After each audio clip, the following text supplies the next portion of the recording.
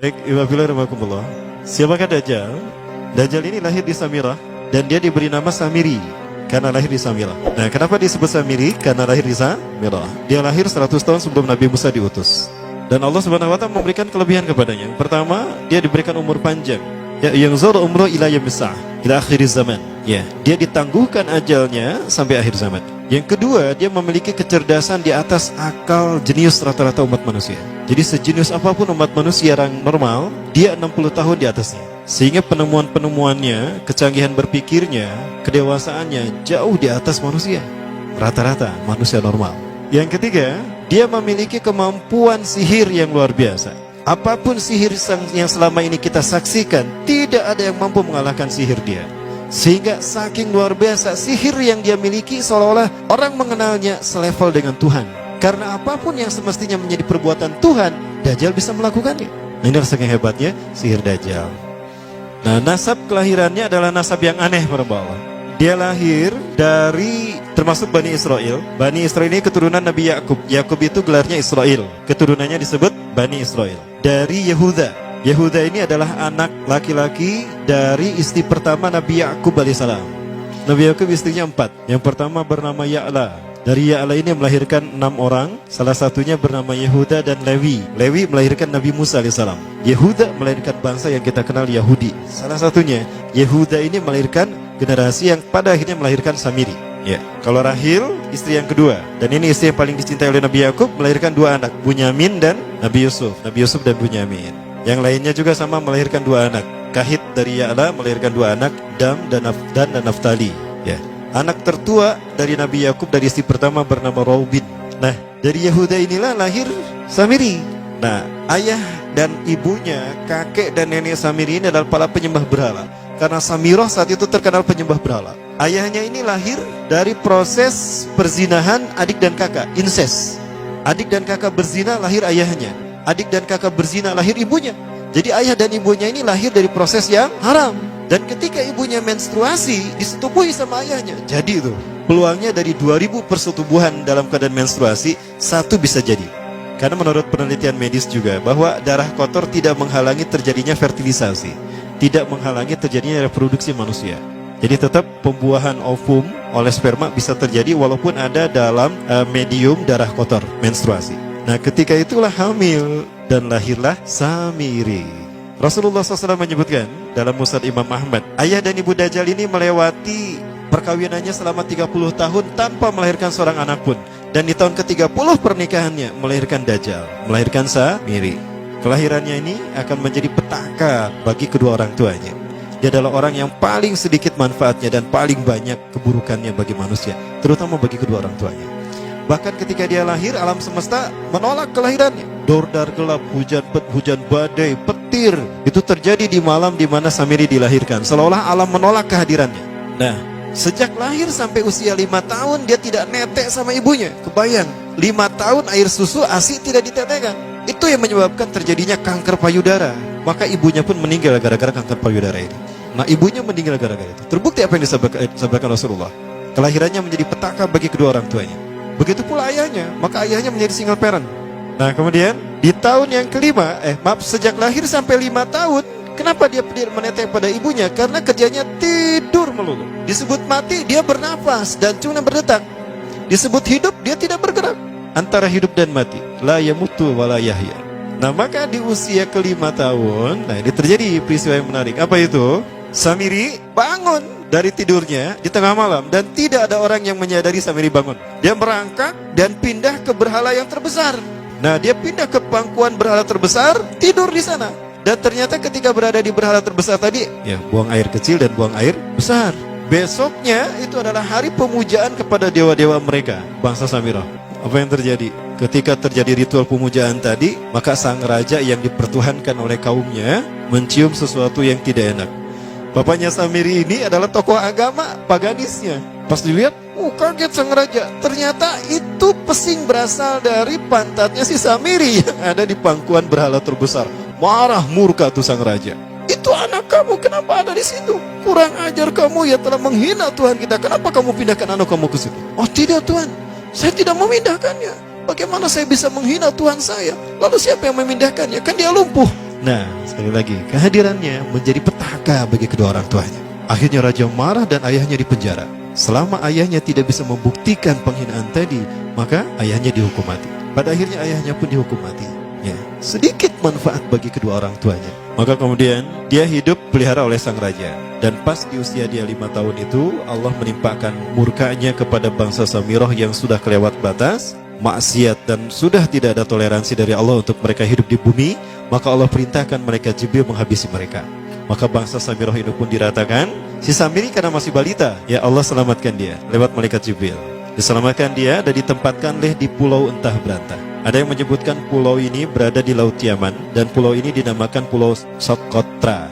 Pulau Socotra ini adalah pulau yang berada di ujung Jazirah Arab. Nah, ini Pulau Socotra. Ini pulau tempat di mana Dajjal atau Samiri dibesarkan sejak 5 tahun sampai usia 100 tahun. Ya, dari usia 5 sampai 100 tahun dia tinggal di Pulau Socotra ini. Nah, Pulau Socotra ini adalah pulau yang berada di kawasan Yaman. Pulau yang memiliki banyak keunikan luar biasa. UNESCO sempat ingin menjadikannya keajaiban yang ke-8. Kan ada 7 keajaiban dunia ya. Yang ke-8-nya tadinya ini. Namun karena dia terkait dengan Samiri Dajjal, maka banyak negara yang menentangnya, terutama negara-negara yang menjadi pengikut Dajjal. Maka pada akhirnya pulau ini dirahasiakan. Nah, sebetulnya pulau ini unik kalau kita ingin berekreasi ke sana. Namun karena posisi yang terpencil, jarang orang mengikutinya. Para wisatawan jarang mengunjunginya. Padahal sesuatu unik, termasuk binatang dan penghuninya tuh unik-unik. Pohonnya unik. Dunia menyebutnya pulau ini dengan pulau julukan dari pulau alien hingga pulau neraka. Ada juga yang menyebutkan The Jekyll Island. Pulau Jekyll Island itu bahasa barat, kalau bahasa kitanya Pulau Dajjal. Ya, sama dengan Pulau Sedir ya. Itu juga The Jekyll Island. Nah, Pulau Socotra kaya dengan flora dan fauna yang unik hingga saat ini belum ditemukan di tempat lain. Jadi tidak ada flora dan fauna yang ada di pulau ini yang ada di pulau lain di seluruh dunia. Hanya ada di pulau ini. Makanya di pulau inilah Allah ciptakan satu binatang yang unik juga, yang disebut dengan jasasa. Jasasa, binatang jasasa itu artinya mata-mata. Tajassa yatajassu tajassusan wa jasasatan, artinya pemata-mata, spy. Binatang ini bertumbuh besar, tahmatun kabirah tughatti jismaha asy-sya'r hatta la nastati an nafariqa ayna wajhu wa ayna dubru. Tubuhnya besar, dipenuhi dengan bulu, sehingga saking penuhnya bulu kita tidak bisa membedakan mana dubur mana wajah. Yang menghadap itulah wajah. Baik, karena itu pulau ini pernah dicalonkan sebagai salah satu dari 7 keajaiban dunia yang baru ya. Nah, baik, ini contohnya nih. Saya perlihatkan keajaiban dan keunikan. Ini adalah padang pasir di Pulau Socotra. Ini burung, salah satu jenis burung yang bisa kita jumpai di Socotra. Dan ini kepiting unik, kepiting Pulau Socotra. Aneh ya, kepitingnya seperti itu. Ini laba-laba langka di Socotra, mirip tarantula. Dan ini pohon darah naga yang ada di Pulau Socotra juga. Nah, ini salah satu jenis pohon Dorstenia Socotra. Dan ini juga pohon yang lain, pohon Dendrosisaios Socotra. Ya, saya sebutkan lagi ya. Nah, ketika di pulau itu, sebelum bertemu dengan Nabi Musa, Samiri di pulau itu yang hanya tinggal dengan seekor binatang jasasa. Binatang jasasa ini memberikan beberapa hal kepada si Samiri ya. Allah Azza wa Jalla menciptakan binatang berbicara yang bernama jasasa.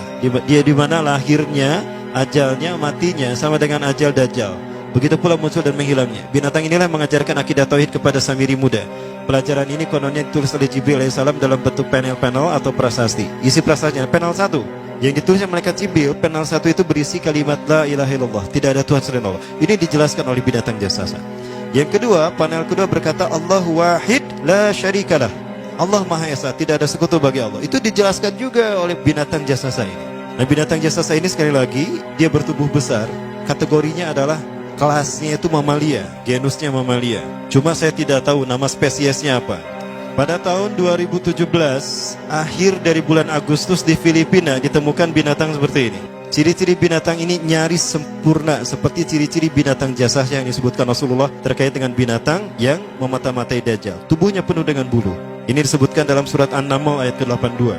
Ya, binatang ini seperti ini dan dia tidak pernah jauh dari laut karena dia selalu ingin membasahi tubuhnya dan dia pun makan dari makanan ikan laut. Maka dia tidak pernah jauh dari pantai. Seperti ini. Nah, binatang inilah yang mengajarkan prasasti mengajarkan akidah tauhid kepada Samiri muda. Yang ketiga, engkau diurus oleh Jibril. Karena itu janganlah engkau mengkhianati janjimu dengan Allah. hanya engkau saja di pulau ini. Panel yang kelima, makanlah dan nikmatilah makanan dan minuman yang menjadi rezeki dari Allah sesuai kehendakmu.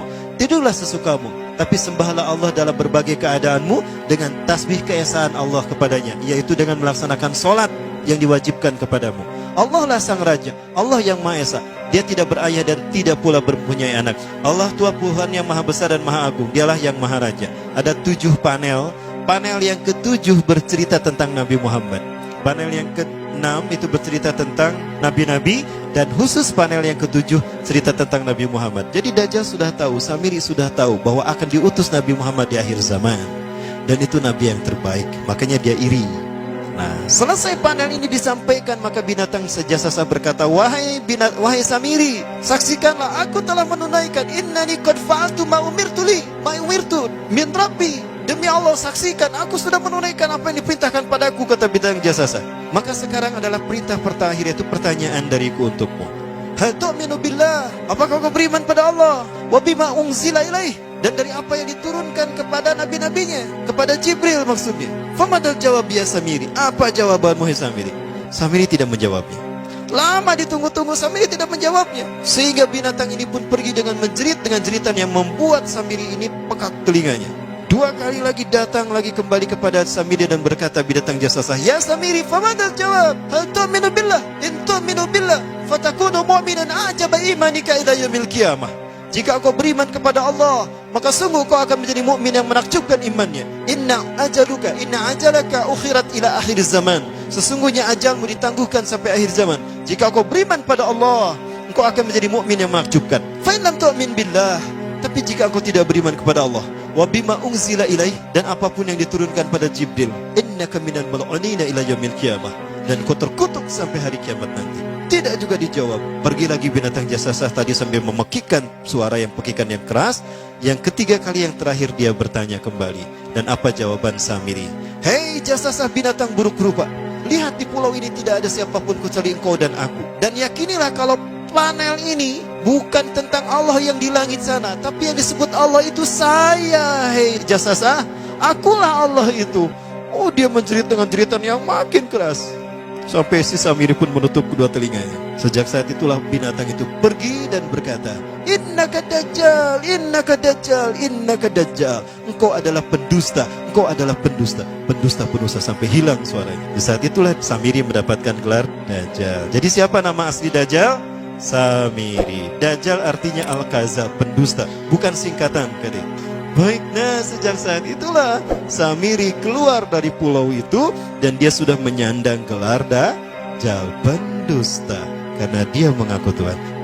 Baik, Ibadillah, jangan salah, Dajjal kecerdasannya mampu melakukan cloning dan mampu melakukan berbagai macam riset dan eksperimen. Hatta eksperimen yang mengilhami film Hook itu Dajjal bisa melakukan. Bahkan ketika orang membayangkan kendaraan tercanggih itu pesawat terbang, Dajjal sudah mampu membuat piring terbang dengan kecerdasannya. Ya. Rasulullah menyebutkan kendaraan Dajjal itu dia bisa terbang, kata Rasulullah.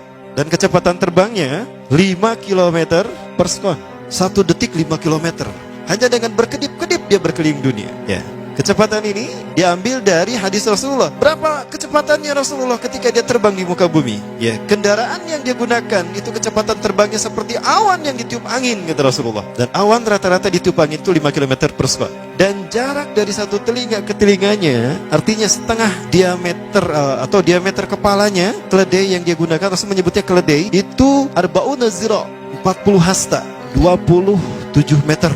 Diameternya itu 27 meter. Keledai macam apa yang jarak dari satu telinga ke telinganya 27 meter? Kalau bukan piring terbang. Ini bisa 24 meter kan? 27 meter, bisa tidak? Bisa, dan kecepatannya pun sama.